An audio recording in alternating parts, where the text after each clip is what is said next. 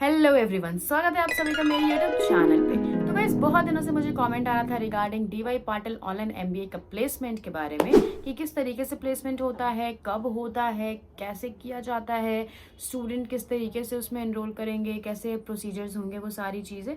तो उन सब चीज़ों का वीडियो आज मर्ज्ड आपको इस पर्टिकुलर वीडियो में मिल जाने वाला है। यानी कि प्लेसमेंट से रिलेटेड जितने भी आपकी क्वेरीज हैं वो सारे इस पर्टिकुलर वीडियो में क्लियर होने वाले हैं। ठीक है, तो वीडियो को आप लोगों को क्या करना है, पूरे एंड तक बस देखना है ताकि आप लोगों को इन्फॉर्मेशन मिल सके कि एक्चुअली में किस तरीके से होता है। तो यस, देखिए, अब सबसे पहला चीज़, प्लेसमेंट जो है वो बहुत सारे क्राइटेरिया, उसमें बहुत सारे पॉइंट्स होते हैं। तो what I have decided is कि बहुत सारे ऐसे पॉइंट्स हैं जो कि प्लेसमेंट के अंदर आते हैं which I would like to cover. ठीक है, तो हम एक एक करके हर एक पॉइंट को कवर करेंगे एंड आई थिंक कि वो आपके लिए इनफ होगा, बिकॉज मैंने इसके ऊपर प्रॉपर रिसर्च किया and then I have selected these points. And इसका अगर आपको आंसर मिल जाता है तो आपका प्रॉपर प्लेसमेंट का जो पूरा असिस्टेंस का जो डाउट है वो क्लियर हो जाएगा। ठीक है, बट येस, वीडियो को आगे फर्दर स्टार्ट करने के पहले एक चीज़ सुन लीजिए, कोई प्रमोशनल वीडियो नहीं लेके आ रहे हैं, बस इतना बता रहे हैं कि ऑलरेडी डीपीयू से रिलेटेड वीडियोस हम डाल चुके हैं। प्लेलिस्ट आपको मिल जाएगा डीपीयू का ऑनलाइन एमबीए का प्लेलिस्ट के नाम से, उस पर जाइए। अगर आपको कोई भी अदर क्वेरी है और आपको लगता है कि वो जितने वीडियोस ऑलरेडी आ चुके हैं उसमें आपका क्लियर हो जाएगा, उस वीडियो को भी देखिए एंड फिर आप वापस इस वीडियो को आके देख सकते हो। ठीक है, एंड स्टिल अगर कोई डाउट है तो आपको क्या करना है, बस नीचे जाइए, कमेंट का ऑप्शन है, वहाँ जाके अपना जो भी कमेंट है उस डाउट को क्लियर करने के लिए अपने कमेंट को कमेंट सेक्शन को भर दीजिए। ठीक है, एंड उसके बाद फिर आपके डाउट को सॉल्व करने वाले तो हम हैं ही। तो बेसिकली हम ना एक एक कमेंट पढ़ते हैं, लिटरली अगर आप देखोगे तो हम आपके हर एक कमेंट पे रिप्लाई देते हैं, जितना हमसे हो सकता है हम रिप्लाई देते हैं। ठीक है, तो आई वॉज वेरी हैप्पी आप लोगों का कमेंट देख के, बट फर्दर अब आगे शुरू करते हैं वरना आप लोग बहुत इरिटेट हो जाइएगा। ओके, सो सबसे पहला जो पॉइंट है जो हम कवर करना चाहते हैं वो है what is all about placement procedure in DY Patil online MBA. DY Patil online MBA में प्लेसमेंट का मतलब क्या है प्रॉपर। तो देखिए, सबसे पहला जिनके दिमाग में ये है कि हम लोग जाएंगे, कंपनी में इंटरव्यू होगा एंड जॉब लग जाएगी या फिर जॉब अपॉर्चुनिटीज़ के लिए प्लेसमेंट होता है, सिर्फ उसके लिए नहीं होता है। तो सबसे पहले उस डाउट को आप क्लियर कर दें कि सबसे पहला पॉइंट जो हमको कवर करना है वो ये है कि प्लेसमेंट प्रोसीजर होता क्या है।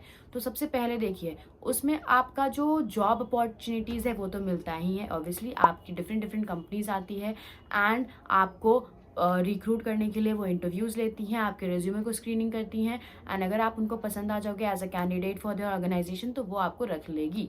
ठीक है, तो ये तो आपको क्लियर है थिंकिंग कि हाँ, प्लेसमेंट प्रोसीजर में आपको जॉब के लिए अपॉर्चुनिटी मिलता है। बट साथ ही साथ एक चीज़ और आपको ध्यान में रखना है कि आपको सिर्फ परमानेंट जॉब के लिए नहीं मिलता है, बल्कि अगर आप इंटर्नशिप्स भी करना चाहते हो तो उसके लिए भी प्लेसमेंट प्रोसीजर होता है, यानी कि प्लेसमेंट असिस्टेंस होता है। ठीक है, अगर आपको इंटर्नशिप करना है तो उसके लिए भी प्लेसमेंट होती है, अगर आपको जॉब करना है एक परमानेंट उसके लिए भी प्लेसमेंट होता है, अगर आपको फ्रीलांसिंग करना है तो उसके रिगार्डिंग भी प्लेसमेंट होता है। बहुत सारी ऐसी कंपनीज हैं जो फ्रीलांसर्स को हायर करती हैं, तो उसके रिगार्डिंग भी प्लेसमेंट होता है। ठीक है, तो आपको दिमाग में सिर्फ ये नहीं रखना है कि एक परमानेंट जॉब ही सिर्फ प्लेसमेंट होता है। ठीक है, different different type of companies आएंगी एंड वो आपको रिक्रूट करेंगी फॉर देयर ओन जो भी ऑर्गेनाइजेशन है एंड वो जिस टर्म्स एंड कंडीशन पे वो आपको हायर करना चाहती हैं। ठीक है, तो इसका मतलब होता है प्लेसमेंट, किसका मतलब होता है वो क्लियर हो गया। अब सेकेंड पॉइंट पे आते हैं इसके, which is how does college placement work. किस तरीके से डीवाई पाटिल ऑनलाइन एमबीए का कॉलेज प्लेसमेंट जो है वो काम करता है। तो देखिए, सबसे पहले आपको एक रजिस्ट्रेशन फॉर्म मिलेगा। कहाँ मिलेगा, आपके ईमेल पे। कब मिलेगा, सेकेंड ईयर में। ठीक है, इतना ही डाउट हो सकता है इससे। तो सेकेंड ईयर के एंड में सेमेस्टर 4 में आपको एक ईमेल जाएगा, उस ईमेल को आपको गो थ्रू करना है, उसमें आपको एक रजिस्ट्रेशन फॉर्म मिलेगा फॉर प्लेसमेंट। उस रजिस्ट्रेशन फॉर्म को आपको फिल कर देना है एंड जब आप फिल कर दोगे तो फिर आगे का जो भी प्रोसेस है वो स्टार्ट हो जाएगा। ठीक है, तो ये इस तरीके से प्लेसमेंट जो है वो शुरू हो जाता है डीवाई पाटिल का। ठीक है, ऑनलाइन एमबीए में। ठीक है, एंड कोई भी कैंडिडेट अगर है वो बिना उस रजिस्ट्रेशन फॉर्म को फिल किए हुए नहीं पार्टिसिपेट कर सकता है प्लेसमेंट असिस्टेंस में। अगर आपने फॉर्म फिल किया है तभी आप प्लेसमेंट में असिस्टेंस में पार्टिसिपेट कर सकते हो, अदरवाइज आप नहीं कर सकते हो। ठीक है, अब जो थर्ड पॉइंट यहाँ से मुझे लगा कि मुझे कवर करना चाहिए वो ये है कि what if due to some reason आप डेडलाइन को मीट नहीं कर, मतलब जो डेडलाइन था वहाँ उस टाइम तक आपने रजिस्ट्रेशन फॉर्म नहीं भरा, एंड उसके वजह से आपको क्या रिpercussions फेस करने पड़ेंगे, क्या आपका दोबारा से प्लेसमेंट असिस्टेंस होगा या नहीं होगा। यानी फॉर्म भरना है, फॉर्म भरोगे तभी मिलेगा प्लेसमेंट असिस्टेंस, बट अगर मान लो फॉर्म भरना भूल गए या फॉर्म नहीं भर पाए ड्यू टू सम रीज़न, तो क्या आपको प्लेसमेंट असिस्टेंस मिलेगा या नहीं मिलेगा, ये एक बहुत बड़ा क्वेश्चन है, राइट। तो अब इसका आंसर सुनिए। इसका आंसर ये है कि आपको एक प्रॉपर फॉर्मल मेल भेजना होगा डीपीयू के ईमेल आईडी पे, जो कि आपको प्रोवाइड कर दिया जाएगा। आपको उस पर एक प्रॉपर मेल भेजना होगा फॉर्मल तरीके से कि what was the reason that you were not able to fill the registration form, आप क्यों नहीं फिल कर पाए, इस चीज़ को आपको वहाँ पे मेंशन करना होगा, आपको उनको बताना होगा एक बहुत ही फॉर्मल तरीके से, ठीक है। एंड अगर आप ये सोचोगे कि चलो भूल गए उस टाइम पे रजिस्ट्रेशन फॉर्म भरना, तो अभी बस रेज्यूमे डाल देते हैं एंड उसके बाद हमको मिल जाएगा प्लेसमेंट असिस्टेंस, तो ऐसा कुछ नहीं होने वाला। क्वेश्चन कुछ नहीं ऐसा होने वाला। आपको एक प्रॉपर फॉर्मल रीज़न देना होगा फॉर्मल तरीके से कि क्यों आपने नहीं अटेंड किया, या सॉरी क्यों आपने रजिस्ट्रेशन फॉर्म नहीं भरा, क्यों आपने डेडलाइन से पहले उसको नहीं भरा, तो ये आपको पहले रीज़न देना होगा। And after giving the reason, फिर वो जिस तरीके से आपको बोलेंगे, अगर उनको आपका रीज़न वैलिड लगा तो फिर वो आगे का प्रोसेस जो है उसको करेंगे, ठीक है। चौथा पॉइंट जो आपके दिमाग में आ सकता है वो ये आ सकता है कि when do college placement starts, कब स्टार्ट होता है। तो इसका आंसर है सेकेंड ईयर के 4th सेमेस्टर में। जब आप 4th सेमेस्टर में आ जाओगे तो आपका जो कॉलेज का प्लेसमेंट है वो स्टार्ट हो जाएगा, and by the university only you will get information regarding that, ठीक है। आपको यूनिवर्सिटी के थ्रू आपको इन्फॉर्मेशन मिल जाएगा दैट अभी से स्टार्ट होने वाला है, या ये डेट है या वो डेट है, जो भी आपको उसके मतलब रिगार्डिंग इन्फॉर्मेशन मिल जाएगा प्रॉपर, ठीक है। तो अब आ जाते हैं नेक्स्ट पॉइंट पे। तो नेक्स्ट पॉइंट है वो है how can the student prepare for college placement. ये भी बहुत इंपॉर्टेंट पार्ट है कि कैसे आप प्रिपेयर कर सकते हो, है ना, आपको कैसे रेडी रहना है अपने प्लेसमेंट के लिए। तो सबसे पहला जो पॉइंट है वो बहुत इंपॉर्टेंट पॉइंट है, दैट इज़ रेज्यूमे। रेज्यूमे आपको एकदम अच्छे से लिखना है, इतने अच्छे तरीके से होना चाहिए कि मतलब आपका जो इंटरव्यूअर है उसको काफ़ी आई कैचिंग लगे आपका रेज्यूमे। आई कैचिंग का मतलब ये नहीं कि आप उसमें डिफरेंट डिफरेंट कलर्स डाल दोगे कि उनको बहुत अच्छा लगे, नहीं। मिनिमम कलर्स का यूज़ करिए, मतलब जब आप रेज्यूमे एक प्रॉपर बना रहे हो फॉर्मेट, तो उसमें ज़्यादा कलर वगैरह ऐड करने की कोशिश मत कीजिए, बहुत ज़्यादा वाइब्रेंट कलर मत ऐड कीजिए। एंड उसके अलावा आपको इन्हांस और आई कैचिंग रेज्यूमे कहने का मेरा मतलब ये है कि आपको उसमें अपने प्रॉपर तरीके से जो भी आपका एक्सपीरियंस है, जो भी आपने एजुकेशन, आपका क्वालिफिकेशन है, जो भी आपके अंदर स्किल है, जो भी आपके अंदर कुछ यूनिक एक्सपीरियंस है ऐसा जो कि बहुत हटके है, या कुछ आप में यूनिक क्वालिटी है, तो उस चीज़ को आप उस रिज्यूमे में मेंशन कर सकते हैं, ठीक है। अब बहुत लोग को डाउट होता है कि किस तरीके से रेज्यूमे बनाए, राइट। ये भी एक बहुत बड़ा क्वेश्चन है कि रेज्यूमे बनाए आखिर किस तरीके से। तो उसके लिए अगर आपको वीडियो चाहिए ना, तो प्लीज़ मुझे कमेंट करना, मैं आपको उसके ऊपर भी एक वीडियो दे दूंगी कि किस तरीके से आपको रेज्यूमे अपना बनाना चाहिए, क्या क्या उसमें इन्फॉर्मेशन होना चाहिए। साथ ही साथ आपको एक सैम्पल रेज्यूमे भी मैं दिखा दूंगी, ठीक है। तो आप एक उसके लिए मुझे कॉमेंट कर सकते हो, ठीक है, तो मैं उसके ऊपर प्रॉपर वीडियो डाल दूंगी। तो सबसे पहला पॉइंट तो क्लियर हो गया कि आपका रिज्यूमे अच्छा होना चाहिए। दूसरा, आपका जो भी स्किल है उसको कीप ऑन एनहांसिंग इट, ठीक है।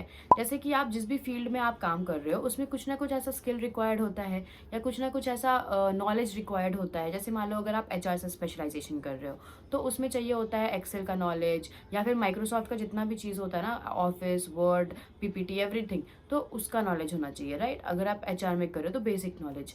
तो यहाँ पे आपका ये सारा जो नॉलेज है, ये सारा जो चीज़ है, ये सारा आपका बेस्ट होना चाहिए, ठीक है। आप एकदम मतलब प्रॉपर होने चाहिए, स्किल्ड होना चाहिए आप इन सारी चीज़ों पे। तो आपके लिए एक +1 पॉइंट बन जाता है कि मतलब एक एक्स्ट्रा पॉइंट आपको मिल जाता है कि आपने अकेडमिक्स में तो अच्छा किया ही है, साथ ही साथ आपका थेरेटिकल नॉलेज तो अच्छा है ही, साथ ही साथ आपका प्रैक्टिकल नॉलेज भी बहुत अच्छा है। आज के टाइम पे आपको तो पता ही है कि प्रैक्टिकल नॉलेज ज़्यादा इंपॉर्टेंट है रादर देन थेरेटिकल नॉलेज, ठीक है। तो ये सेकेंड पॉइंट है कि आपको you have to keep on enhancing your skills. तीसरा जो इम्पॉर्टेंट रीज़न है वो बहुत ज़्यादा इम्पॉर्टेंट है एक्चुअली, दैट इज़ कि how to speak in front of interviewer. आप एक इंटरव्यूअर रहोगे तो नर्वस होना बहुत जायज़ सा बात है, बहुत बेसिक चीज़ है कि आप नर्वस रहोगे, ऑब्वियसली सब रहते हैं। तो आपको क्या करना है ना, आप उसके लिए कुछ चीज़ें कर सकते हो। लाइक आप प्लेसमेंट जब स्टार्ट होगा उसके 5 दिन या 2 दिन पहले से ना आप ऐसे ही मतलब जैसे कैसे वीडियोज़ के लिए हम कैमरा यूज़ करते हैं एंड वीडियोज़ शूट करते हैं, उस तरीके से आप एक वीडियो प्ले कर लो फ्रंट कैमरा ऑन करके, एंड वहाँ पे आप अपने बारे में जैसे आप जो भी आपके दिमाग में क्वेश्चन है कि इंटरव्यूअर आपसे पूछ सकता है, उन सारी चीज़ों को आप एक बार बोलो एंड उसका आंसर खुद से दो इन फ्रंट ऑफ द कैमरा। तो उससे ना थोड़ा सा आपका जो वो डर है या वो जो एक झिझक है, नर्वसनेस है, वो थोड़ा कम हो जाता है लेवल पे, ठीक है। तो आप एक बार ट्राई करके देखना, अगर कम मतलब आई कैन गारंटी कि अगर आप इस तरीके से 2 दिन पहले 3 दिन पहले से प्रिपरेशन करना शुरू कर दोगे तो आपका जो डर है ना वो बहुत हद तक कम हो जाएगा, and I can guarantee this. आप प्लीज़ ट्राई करना, ठीक है। एंड तो ये आपका थर्ड पॉइंट हो गया कि आपको ये चीज़ इंश्योर करना है कि आप किस तरीके से बात करो, बिकॉज बात करने का तरीका रियली मैटर्स, ठीक है। अगर आपके इंटरव्यूअर आपसे कुछ पूछ रहे हैं and at that time you are like um आप कुछ नहीं, आपको नहीं पता है, ठीक है, इवन आपको कुछ किसी क्वेश्चन का आंसर नहीं पता है ना, तो उसके लिए भी आपको बहुत कॉन्फिडेंट तरीके से बोलना है, ठीक है, कि sir I am sorry, I am not, I don't know this answer, जो भी इस तरीके से आपको बोलना है कि या I am not familiar with this word, I am not familiar with this topic, इस तरीके से आपको बस बोल देना है ताकि उनको भी क्लियर हो जाए। वो पूछ रहे हैं ना, यू लाइक मुंह बना के बैठे हो, तो वो नहीं करना है आपको, ठीक है, because you are like you are having an interview for the job, आप किसी स्कूल में एडमिशन के लिए नहीं कर रहे हो, राइट। तो that is the thing. And ये 3 पॉइंट्स अगर आपको मतलब ध्यान में रखते हो तो फिर आपके ये प्लेसमेंट का जो प्रॉब्लम है वो बहुत अच्छे से क्लियर हो जाएगा, ठीक है। तो फिर अब आ जाते हैं नेक्स्ट पॉइंट पे। अच्छा, ये एक बहुत बड़ा क्वेश्चन है। मान लीजिए कि आपने पूरी तैयारी की, ठीक है, एंड आपको प्लेसमेंट असिस्टेंस में बैठाया भी गया, एंड वहाँ बैठाने के बाद ड्यू टू सम रीजंस मतलब किसी भी लैकनेस की वजह से आपका जो है प्लेसमेंट वहाँ पे नहीं हुआ, ठीक है। तो फिर उसके लिए डीपीयू का क्या मतलब आगे का प्रोसीजर है, डीपीयू क्या करती है, जिसका नहीं हुआ उसको छोड़ देती है या उसके लिए कुछ करती है।